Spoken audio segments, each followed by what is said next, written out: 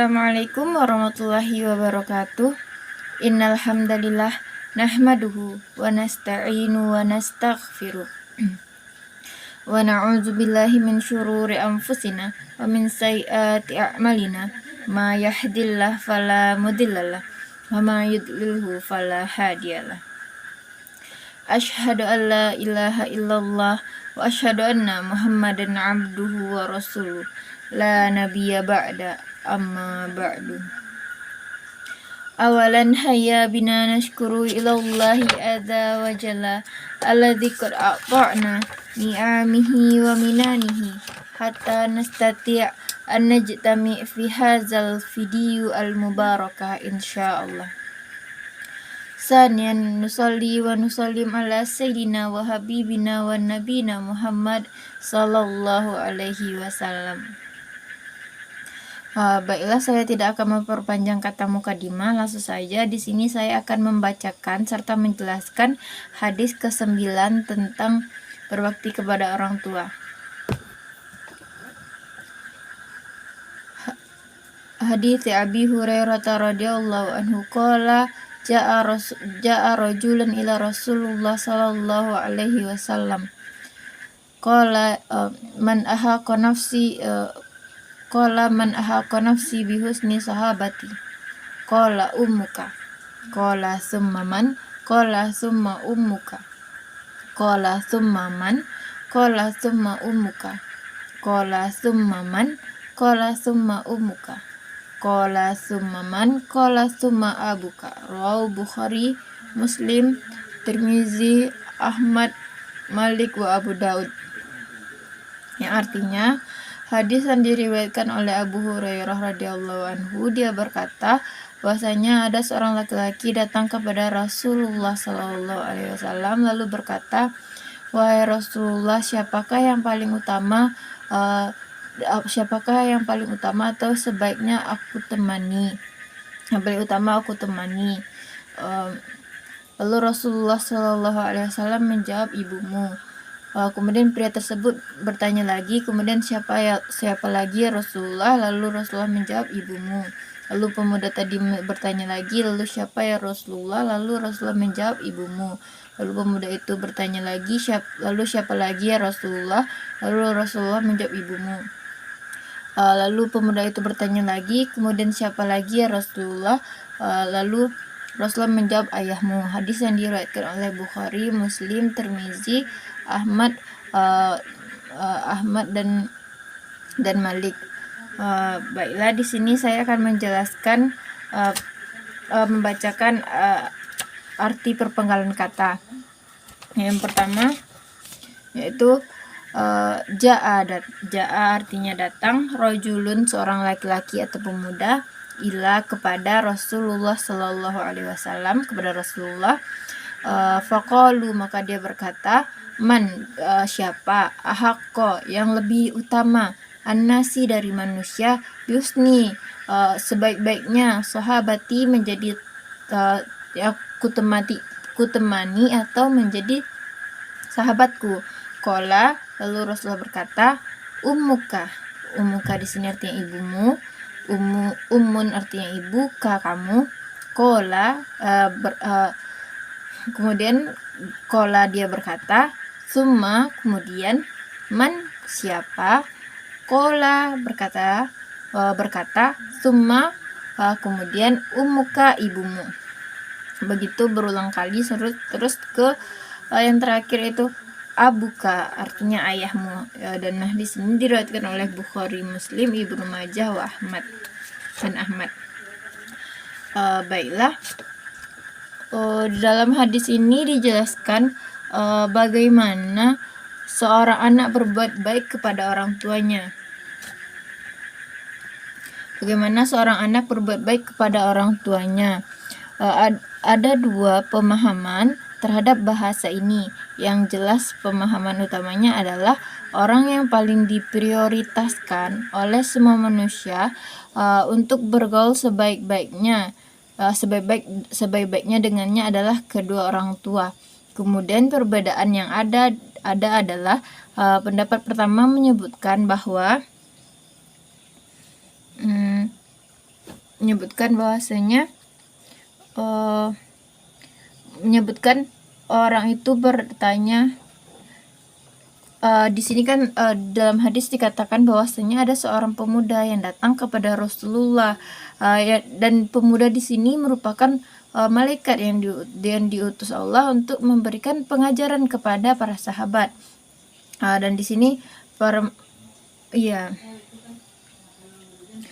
lalu di sini pemuda itu bertanya kepada Rasulullah, siapakah yang lebih baik untuk kutemani di antara manusia ini, di antara semua manusia gitu. Lalu Rasulullah menjawab sebanyak 3 kali, ibumu, kemudian yang keempatnya baru ayahmu.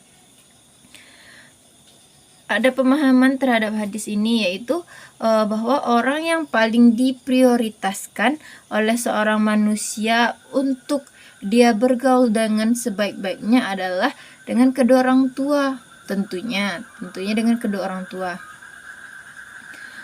Kemudian di dalam tentunya tidak ada dalam hal ini tentunya tidak ada perbedaan. Dalam menghormati tentunya tidak ada perbedaan. Jadi orang tuanya lah yang paling berhak, dan kedua orang tuanya lah yang paling berhak untuk dia bergaul sebaik-baiknya gitu.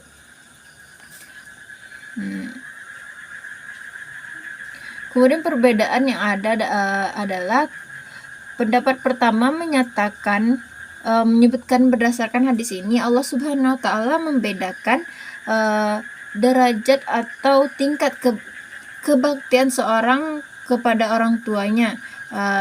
Dalam hal ini seorang anak mesti lebih mendahulukan ibunya, kemudian baru bapaknya setelah itu gitu.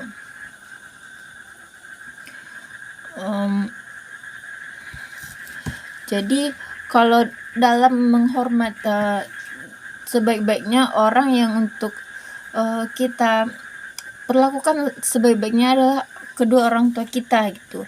Akan tapi untuk lebih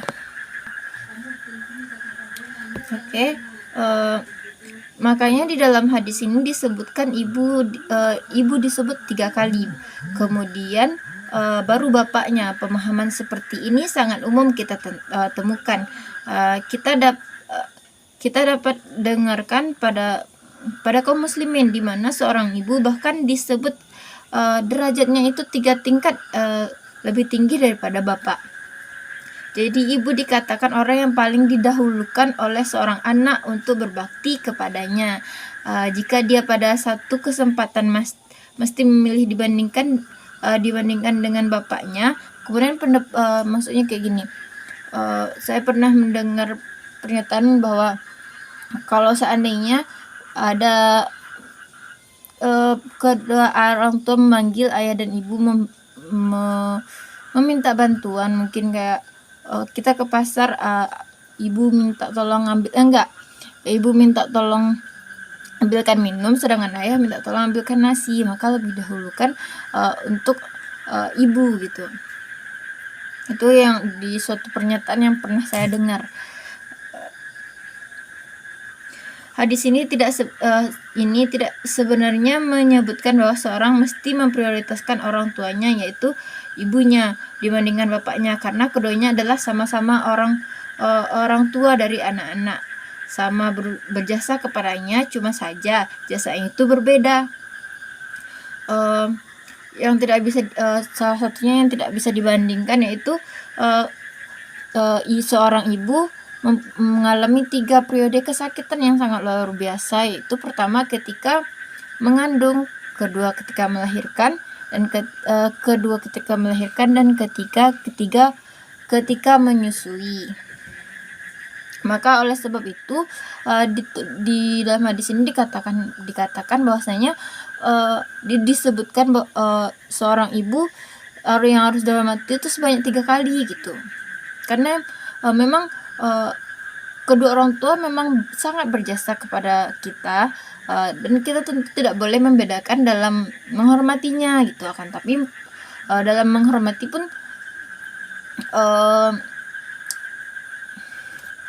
ya kita tidak boleh membeda-bedakan ketika menghormati orang tua gitu. Jadi di hadis ini dikatakan bahwasanya Rasulullah itu segitu mengutamakannya seorang wanita, sebagaimana wanita merupakan apa namanya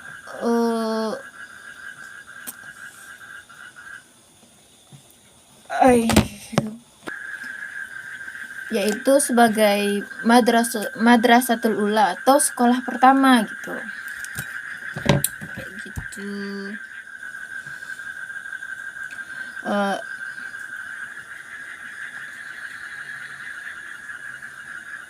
Dan kami mewasiatkan kepada manusia untuk baik kepada orang tuanya. Tidak disebutkan di situ ibunya, bapaknya. Kemudian setelah ayat ini disebutkan di situ ibunya mengandung dalam keadaan lemah yang bertambah-tambah dan menyusuimu selama 2 tahun. Orang yang berpendapat di kelompok pertama mendidik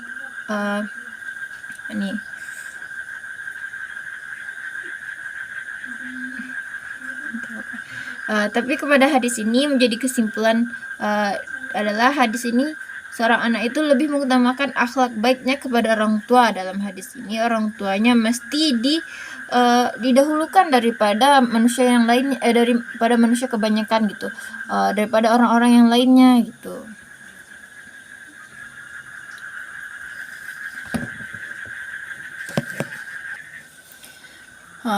Sebagaimana seorang ibu yang telah selama 9 bulan mengandung kita, dan seorang ayah yang selalu senantiasa menjaga kita hingga kita sampai saat ini gitu. Jadi kedua orang tua sangat berjasa untuk anak-anaknya gitu. Jadi tidak ada perbedaan khusus dalam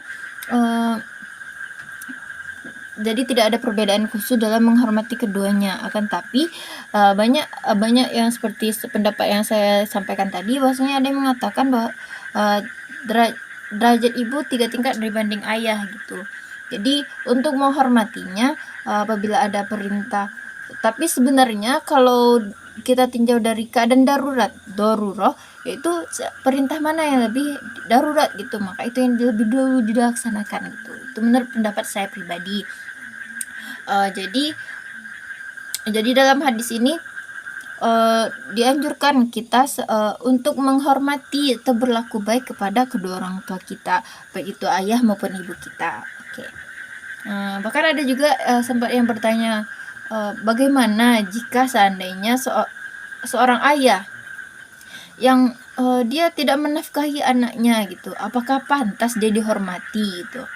Jadi di sini seorang anak kewajibannya adalah berbakti kepada orang tua, baik itu orang tuanya tidak menjalankan perannya sebagai orang tua atau menjalankan perannya seperti orang tua pada umumnya gitu. Nah, di sini mungkin yang disampaikan oleh pertanyaan tadi, apabila seandainya ayahnya ini bercerai gitu dengan mamanya, orang tuanya, hingga tidak ada nafkah yang diberikan oleh bapaknya atau ayahnya ini kepadanya gitu, hingga dia berpikir dia nggak punya kewajiban karena orang tua laki-lakinya tidak memberikan haknya gitu.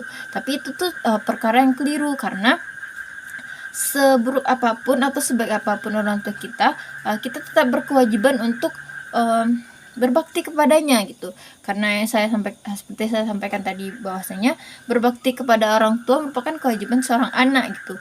Dan kewajiban orang tua itu memberikan hak-hak yang dibutuhkan anaknya gitu. Jadi apabila seorang orang tua tidak memberikan haknya untuk anaknya, maka itu urusannya antara orang tua tersebut dengan Allah gitu. Dan kita sebagai anak tetap melaksanakan kewajiban kita, yaitu berbakti kepada orang tua, mau apapun situasinya, selagi atau contohnya gini, ada yang bertanya apakah boleh kita membantah gitu perkataan orang tua. Di sini dikatakan dan ditegaskan bahwasanya tentunya tidak boleh gitu.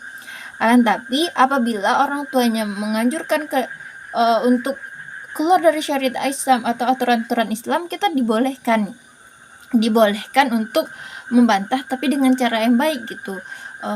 Seandainya orang tuanya menyuruh, seandainya anaknya Islam sedangkan orang tuanya tidak, dan orang tuanya mengajak anaknya untuk keluar dari Islam, maka kita boleh tidak mengikuti perkataan orang tua tersebut. Akan tapi kita tidak boleh memutuskan silaturahmi dengan orang tua kita tersebut. Jika kita tidak bisa menyampaikannya dengan secara baik, maka kita sampaikan melalui jarul langit atau melalui doa atau dengan tutur kata yang baik, hingga dan kita tidak perlu memaksa, karena yang bisa sebagaimana Allah lah sang pemutar balik, sang pembolak-balik hati gitu. Jadi jika kita tidak bisa menyampaikan dengan baik, maka doa kepada Allah semoga beliau orang tua kita diberikan yang terbaik gitu, diberikan hidayah hingga kita tidak perlu membantah gitu. Baik, mungkin sekian hadis ke-10 ini tentang berbakti kepada orang tua. Saya Fatimah Rotilah pamit undur diri. Assalamualaikum warahmatullahi wabarakatuh.